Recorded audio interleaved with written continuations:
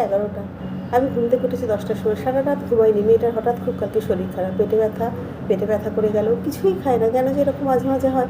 দেখে ভাবছি একটু ডাক্তার দেখাবো।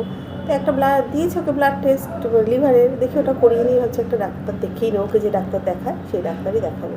খুবই শরীরটার খারাপ, মাঝে মাঝে খারাপ হয়ে যাচ্ছে, একটু কিছু খেলেই না, বিশেষ করে চিকেন জাতীয় কিছু খেলে, মাটন জাতীয় কিছু খেলেই ওর বেশ পেটে ব্যথা করছে জানো।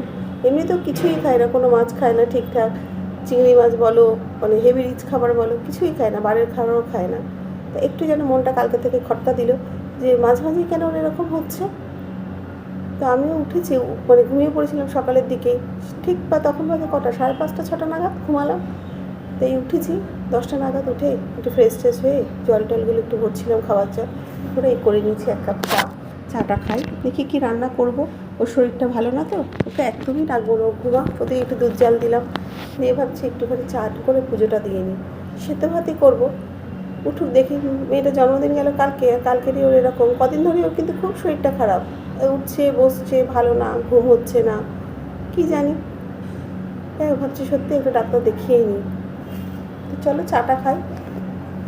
মনটা একদমই ভালো নেই, পুজোটার সময় মেয়েটার এতটা শরীর খারাপ হয়ে গেল, কদিন আগে জ্বর হয়ে গেল জানো, 15 দিন মতো শরীর খারাপ, কি আবার এই কালকে থেকে শরীরটা খারাপ। যাই হোক, দেখি একটু আলোচনা করি ডাক্তারবাবুর সাথে, কবে কি ওকে টাইম দেয় দেখি। চলো।